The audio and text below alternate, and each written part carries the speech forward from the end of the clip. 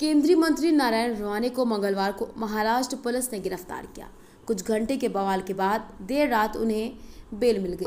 23 अगस्त को उन्होंने महाराष्ट्र के मुख्यमंत्री उद्धव ठाकरे पर आपत्तिजनक टिप्पणी की थी।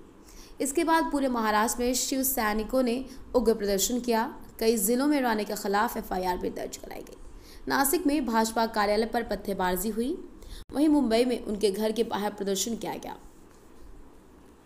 जब संसद सत्र नहीं चल रहा है तो संसद सदस्यों को किसी भी क्रिमिनल केस में अरेस्ट किया जा सकता है। हालांकि पुलिस को राज्यसभा के अध्यक्ष को गिरफ्तारी का कारण अगर नजरबंद किया जा रहा है तो नजरबंदी की जगह और जेल भेजे जाने की स्थिति में जेल के बारे में जानकारी देनी होती है।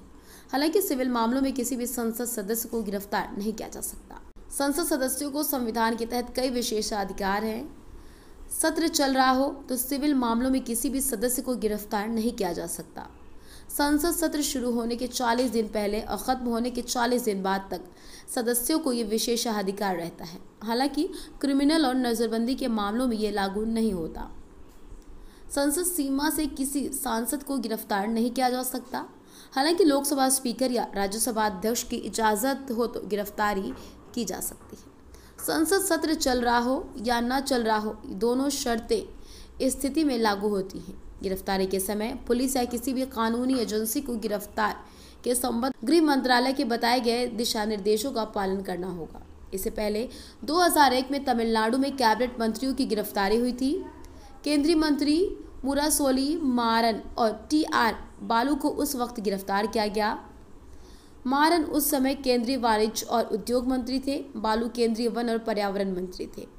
दरअसल तमिलनाडु के तत्कालीन मुख्यमंत्री एम करुणानिधि का फ्लाईओवर घोटाले में शामिल होने का आरोप था। बता दें, स्वतंत्रता दिवस के उपलक्ष्य पर महाराष्ट्र के मुख्यमंत्री उद्धव ठाकरे भाषण दे रहे थे। भाषण के दौरान उद्धव ठाकरे अमृत महोत्सव या हीरक महोत्सव को लेकर कंफ्यूज दिखे। उन्होंने पीछे खड़े शख्स से पूछा कि हीरक महोत्सव या अमृत महोत्सव। पीछे वाले शख्स ने जवाब दिया, अमृत महोत्सव। हिंदुस्तान के 75वें साल में आज़ादी मनाई जा रही थी। भारत सरकार इस उपलक्ष्य में अमृत महोत्सव मना रही है। अब आते हैं सोमवार 23 अगस्त पर। नारायण राणे महाराष्ट्र में जन आशीर्वाद यात्रा निकाल रहे थे।